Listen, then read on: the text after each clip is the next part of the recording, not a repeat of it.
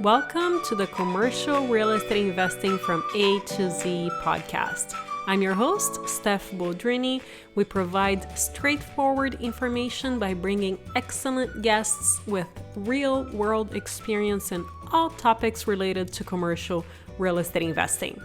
And in today's episode, we're going to be talking about my word of the year, scaling. We're going to be hearing some incredible golden nuggets about scaling your real estate investment business, how to delegate, what should you be thinking about with regards to partnerships. We covered a lot of really good ground today. Christopher has been here before. He is the co-founder and CEO of Rising Group, a firm that has been investing for many decades in a variety of real estate asset classes, including office, retail, data centers, multifamily, et cetera, et cetera. Here we go. Chris, thank you so much for joining us again. It's such a pleasure to have you here. Can't wait to hear your thoughts on scaling. But for those who may not remember who you were in the podcast before. Can you tell us a little bit about you first? Sure. Thanks, Stephanie. Well, thanks for having me back on. It's a privilege. I think it's the only time I've been asked to come back to a podcast, for whatever that means. So I've been in the business of real estate really since the 90s. Started my career as a lawyer and then worked at a company called Cushman Realty for a guy named John Cushman. Started my principal business in the early 2000s, 2003, and really built from there. I had a little bit of a 2-year window where I went and worked at a public company. And then restarted what we know now today as Rising Realty Partners. My father and I restarted it in kind of our private principal business in 2012. And so since that time, we've gone from buying one asset, an office building in downtown LA, and built that now to where we're over 5 million square feet. We own office and industrial. We own still a large landlord in downtown Los Angeles, office landlord, but we also own between Texas, Colorado, Nevada, and Sacramento, California. So we've grown the business. It's dynamic and interesting, and at times painful, given that we own a lot of office. Yeah, I think any business is painful at times for everybody. Yeah. The reason I invited you back is because you have scaled your business to a really incredible level. And I think a lot of people want to understand how to get to that level. And of course, it's slowly but surely, but let's review what are some of your top advices for an investor looking at growing their portfolio and taking it to the next level. Well, I mean, I think if you're talking about scaling it from a syndication level, that's a different model, and it's one that we participate in than doing it as a private investor partnering with allocators of capital, a private equity firm, so insurance companies and things like that. So on the syndication level, I think has kind of gotten lost today, actually, to be honest with you, is that to syndicate in a digital world really has all the fundamentals of syndicating out of your church or out of your country club or anything like that. Those investors really do expect, as they should, a lot of hand-holding, a lot of communication. And I think there's a lot you can do digitally now that you didn't used to be able to do. You're really in two businesses. You're in the business of identifying real estate that you want to buy, maybe even three if you're a property manager, but you have this acquisition side, you have this operation side, and then you have this investor relations syndication business. And that's what our business looks like. It really, the operation side, we have asset managers who are, I would say, people who are more experienced in the real estate business, usually have an MBA or something like that oversees maybe 5 assets, 4 assets. And then you have property managers there. On the acquisitions team, we have, I think, 5 people on the acquisitions team. So those are people finding deals and underwriting deals. And then we have about 3 or 4 people in our investor relations. And I think it gets lost on people that you really have to do 3 things. And my former mentor, or my mentor, but former boss, John Cushman, used to say, you have to find them, mind them, and grind them. You got to be able to find the investors. You got to mind them all the time. And when you grind them, you got to keep communicating. And you got to keep growing. You got to grind. So though I've never really felt confident I understood what the grind them part of it meant, but I know what the find them and mind them means. I think one of the things that gets lost, I mean, I have to tell you, I just walked by one of our investor relations people just a few minutes ago, and I said, are we communicating with the GPs? We feel like we're just only really active with the LPs. Let's figure out content. Let's figure out ways So there are GPs because they sit on our side. So sometimes we just, we don't send ourselves content.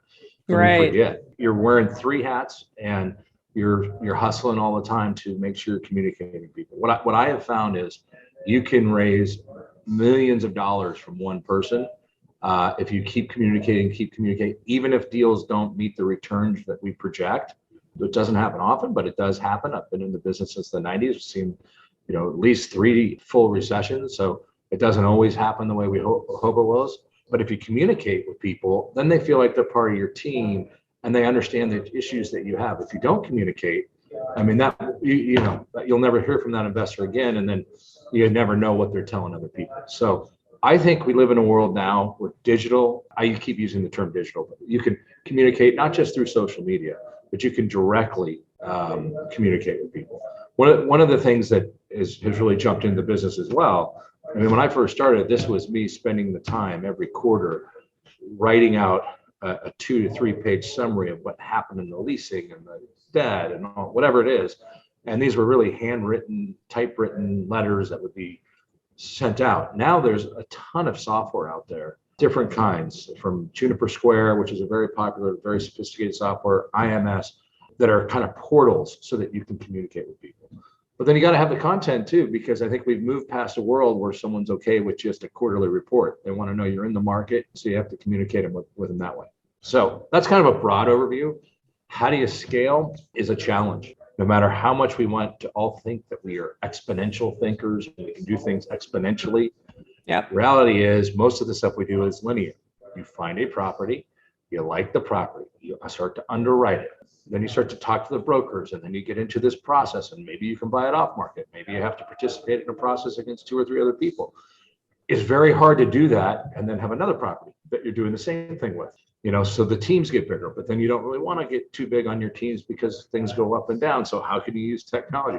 We haven't figured it out perfectly, but we talk a lot about thinking exponentially on our acquisitions so that you have enough product. It's a good problem to be able to come back to in some respects, but I get a lot of pressure from our investors. We're not seeing that many deals from them.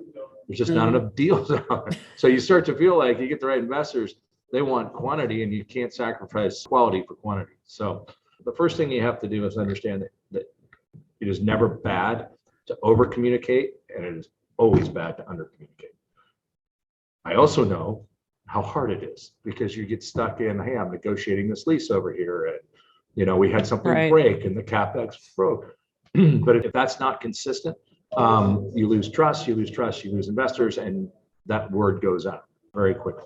I don't know if there's another way to look at syndication. I think there's some great books out there on it. I don't know if most people know this, but Dr. Jerry Buss, the owner of the Lakers, he was really one of the first great syndicators in Los Angeles. That's how he made his wealth, buying West Side apartment buildings. He was a professor at USC. He, as a young guy, and then he started to put together other professors' money, and then that built on itself and built on itself. And by the time he got to the position in the late 70s to buy the Lakers, he sold a bunch of his assets. Because my point is, syndication has been around a long time. It did fundamentally change. I don't know if you're aware of this, but in 2012, the syndication business changed dramatically, and I think positively, because in 2012 they passed the Jobs Act, and this allowed people, I think, to really scale syndication efforts. And what that did with the Jobs Act was you could directly solicit accredited investors. Before that, when I was doing any sort of syndication, I had to put together my private placement memorandum, my subscription agreement. I had to number them all. I had to, if I sent it to somebody, I had to number it. And if they did not invest, I had to get that back because the SEC would come looking for you if you did this on any sort of scale to get their attention. The other thing is we had a ton of blue sky laws, and we still do. So this is not any sort of legal advice to people, but you have to be careful which states that people are in that you solicit. So, you think about how this goes. As I said, the original syndicators really was because you're after church on Sunday or temple on Saturday, you'd be talking with someone and, I want to be in that deal. And now it's grown to where you can communicate with the globe and take investments from the globe. And by the way, taking investments from offshore investors has its own set of problems. So we've done that on our private equity side of the business, but not on the syndication business. We try to know our investors. One of the things that that people may be aware of, but we kind of have two sides to our syndication business. We have our own investors. We call it the Rising Investor Platform. And we have a group of general partners. So that kind of sits on one side. And the other side is we partner with the Realty Moguls, the CrowdStreets, cadres. They raise the money for their commitment. And then really what we're doing is we're communicating with, after the investment started, we communicate with Realty Mogul and they communicate all the investor reports out to them. So for scaling, that's how you do it. I think one of the hardest things we're dealing with right now is how do you scale a business in an environment when it's really hard to buy? I don't have a good answer for everybody. I can tell you that we sit here in May and the world in May is extraordinarily different than the world we had in January. Interest rates have changed deals, forced us to abandon deals that we liked. And now it doesn't mean I think you can't invest in a higher interest rate environment. Been around a long time. I've seen interest rates a lot higher than they are today. It's just a little scary when you have the first time in 25 years, whatever it was, that Fed raises them 50 bips in one meeting. So I think you're going to see that when people talk about the first quarter of 2022, things started to slow down a little bit because people are just waiting for direction. But then you've got these loyal investors who really want to go to the next deal and go to the next deal. And we're saying, sorry, we had two industrial projects under contract, or we were at the best and final where we could have won. And we pulled back on both because we just were concerned about where our debt was going to be, where our mortgage payment was going to be. So, well, it'll settle down. I think you'll see, I think the Fed has said it's going to be 25 bips. And I think the economy is going to slow down a little bit and you'll see unemployment go up, and then those will present some good buying opportunities.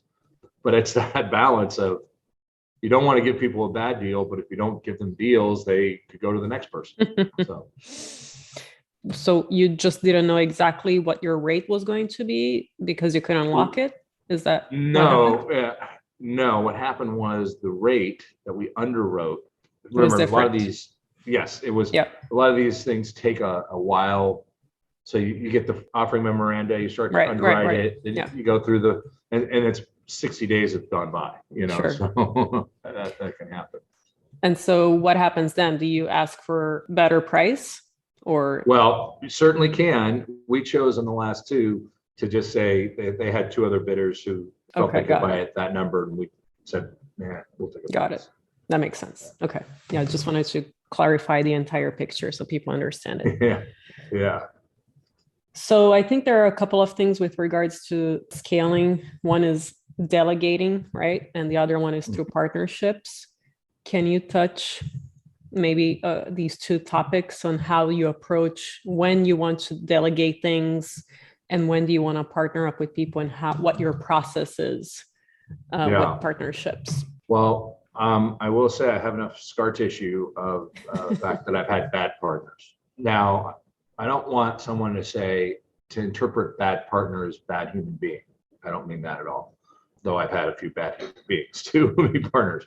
When I say bad partners, it's just our interests or expectations were not aligned, and it gets very difficult. And the interesting thing about investing is that everybody's nice when things are good. Yeah.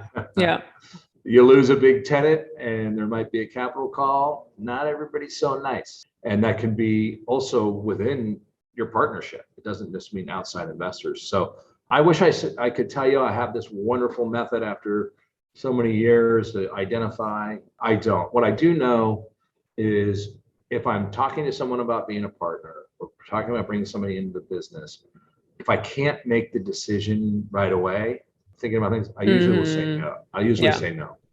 Go with your gut. Yeah. That's huge. And I wish it was scientific, but no, your gut. Tell you. Well, I mean, I've taken like recommendations. I've called people and, what do you think? This person would be a good partner. Oh yeah, he'd be a great partner. And then one person says something. It's not always like a scientific method, but I will tell you the other thing I have learned about partners, if it's too good to be true, it is. It is. No matter how, yes, it is too good to be true. So run away from it. Okay. So I had a partner once who was probably worth $1 billion. And I didn't quite understand how that partnership still exists out there today, though he's not in it. Happened. I didn't do enough. But it just was, I said, wow, if I bring this person in and we partner with them, we're going to raise all the money in the world. And it was a disaster. It was just a disaster. So I do feel like when someone comes to me to want to be my partner and it feels too good to be true, I get immediately suspect. On delegation, I will tell you that the hardest thing you can do is hire people. And the reason is you really don't know what people are like until they're been in the company for a while, because everybody puts on a great face for the first 30 days, the first 60 days, 90 days, and you really don't know. One of the things that we've started to do, which if you'd have asked me 5 years ago, oh no, I wouldn't do that to somebody. We actually make sure that they take tests in advance to know if they can do their job. So if you're going to be an acquisitions person, we're going to make you underwrite 2 or 3 buildings before we hire you. If you're going to be an asset manager, we're going to make you do a bunch of tests on how we report to partners and things like that. I used to be like, oh, that's kind of, that's kind of rude and all that. I'm so far over that. And one of the things too is I think people have to understand, unless you want to go to a role of kind of retired or chairman's role, you never can really fully delegate. So what you have to have is systems that allow you to use your time most effectively to make sure something's done correctly. But every time I've said, well, I don't have to worry about this reporting over here because I've got so-and-so. I realize that when I say I've got so-and-so, the good ones are communicating with me enough where I know what's going on, but I'm not into the weeds. The ones that scare me, asset managers, acquisition people, the ones I don't hear from them at all until something goes wrong. You cannot scale if you cannot delegate. And look, we're looking at everything we can, from bots to, like, on acquisitions, how do we fill up our funnel of deals? Look, I'd love to buy every deal off market. What I've learned all the time over time is when you buy off market, doesn't mean you're getting a discount. Nope. Usually it means that you're probably getting snickered that you think you're getting something for cheaper than it is. But you never know. The best way to buy off market is when there's distress, because then you may get a discount. So the reality of today is 99% of sellers are going to hire a broker to have a deal fully marketed, because that's what you want as a seller, is you want a market to be created, which is why I put so much value in brokers. I'm not cynical about brokers. I think brokers earn their fee.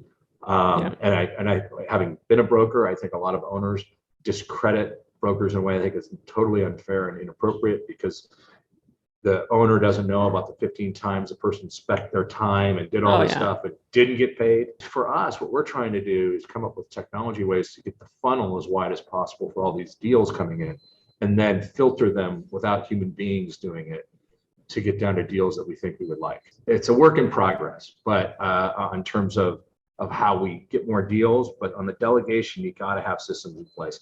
One other thing I want to tell everybody, there's a theme in our business that we didn't have when we started, which is called SOPs, standard operating procedures. My partner, Scott, says all the time, do you think people came up with a flight check for flying airplanes just out of thin air? You realize every step in a flight check is because somebody crashed and died. And they said, this is what you have to do next. So that's why in our business, anytime something goes wrong, we say, what's the SOP? Where do we store it? And then that gives you grounds to terminate somebody if they don't follow the standard operating procedures. Right. What are those? I say this about our business. If you want to create wealth for yourself and you want to do these things, it's not easy. And anybody who thinks, oh, that guy's made so much money sitting on the golf course doing that, I can guarantee you he's not a great golfer, because his mind or her mind is thinking about every deal that's in their head. You're just, you're in the game. And then time comes, you want to get out of the game, you're out of the game. But you're not really 1 foot in or 1 foot out. Can you give us a day in the life? And what do you do? I know it varies. Well, it does vary, but no, as I'm getting older, I'm trying to be more habitualized with it. I do still have 3 kids, so 2 17-year-olds and a 12-year-old. So a lot of my life is dictated around what their schedules are. But I can tell you, every morning I walk around the Rose Bowl. That's been something that I find very important. I also just discipline myself that I don't check my phone first thing in the morning. I need to get my time done early. And then I have a routine about the first thing I do is we use a project management software called Asana, which I can check from my phone or anywhere else. So that'll be the first thing I do before I go to email, see internally what are the things I have to get done.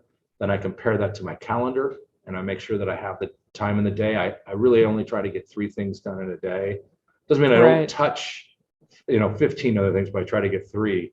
Then I go to my email, because to me, email is what everybody in the whole world wants from me.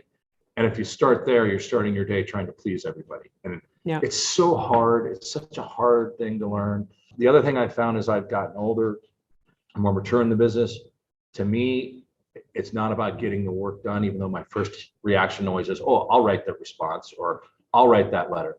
Is I have to gather everything and then I have to start delegating. And what I Yeah. love about Asana, and Microsoft has this and some of the others, but Asana allows, what I hate about email, we don't allow email internally because you can't track it. You get these long things. So, if there's some task that comes out of an email, we forward that email in and then we start assigning it. But what I feel like my most important time is when I'm in Asana, delegating tasks, overseeing what tasks got done. The other thing I would say is that it's really hard for me too, but I need time to think, because Yeah. I can't be the one who's reactive all the time. We have a lot of people who that's their job. And that's really hard to schedule in. So some people say, oh, he's not in the office at 2:00. Where is he? It used to be on airplanes a lot, but I'm trying to find an hour or two in my day Yeah. where I'm trying to think about the problems. And these are all skills that when I was hustling, when I was a young broker, I never thought about that kind of stuff. It was just go, go, go, go, go. And now that I'm getting older and I'm trying to scale, well, when you scale, you got to be able to delegate. To be able to delegate, you got to think rationally about all the things that need to get done and how they need to get done. That is such a common trend on so many business books, really scheduling that time. Some people even say schedule 2 days out of the week because one day is going to get taken out. So you Yeah. really have one day. So thank you for reiterating that. It's so, so important. The one thing I haven't talked about how you scale and all that, I've had a personal coach for 10 years. And part of that, I also did a program called Strategic Coach with Dan Sullivan, which was really helpful. And he talks about how you break up your days. You have focus days and you have off days and all that. But I can't tell you how valuable it's been for me once a week for an hour to meet with a coach, to talk through what's gotten on that. And this person's not in real estate. It's just more, have you thought about these things? Are you holding yourself accountable? I was an athlete up through college, so I like having coaches and I like having schedules, but it's been really valuable when I think about scaling and the issues, or just dealing with employee issues, because they're not always necessarily specific to real estate, but just having that independent voice. So I know some people are like, oh, that's the last money I want to spend is, on a personal coach, but it's made a huge difference for me. Oh, I bet. That's why masterminds are so popular, right? You get so many other brains in one room helping you out. Wow, Chris, I'm going to have you back again. Okay. Thank you so much. Was there anything pleasure. else that you think we should have touched on that you think is No, important? the only other thing I didn't talk about, which I'm a huge believer in and I evangelize a lot, is you got to read. So many people don't read. Find books, listen to them, and don't feel like you have to finish every book you start. You're not in grade school anymore. Go out and read as many books as you can, because so many of the ideas I have is because I read books or I read magazines, and I really encourage people. You can learn everything about the world. There's so many books out there. Spend the time to, because so many of our ideas usually come from something I've read, whether it's through Twitter or these others that lead me. Twitter talks about something that leads me to the next blog, and that blog leads me to the book, and then I try to go through the book. And if I get bored with a book, I don't feel like I have to read a book from start to finish. I got a few ideas and move on. But don't get so caught up in your business life that you're not spending time reading. Yeah. Wow. Such a phenomenal episode full of so many gems. Thank you so much, Chris. And how can our listeners get in touch with you? Well, you can find me on Twitter at Chris Rising. You can also find me, I have a blog called at chrisrising.com, and you can find me at our website, risingrp.com. Thank you very much for coming here again, Chris. Thank you. And I would love to thank one of our latest reviewers, BK8792. Great podcast on commercial real estate. As someone who is relatively new to commercial real estate investing, I found Steph's podcast to be extremely informative and timely. She covers a broad range of investing approaches, which has been invaluable to me. Please keep it up, Steph. Oh, we will, BK8792. Thank you so much for making the time to write us a review. I know all of you are super busy and I really appreciate it. And I will see you next time.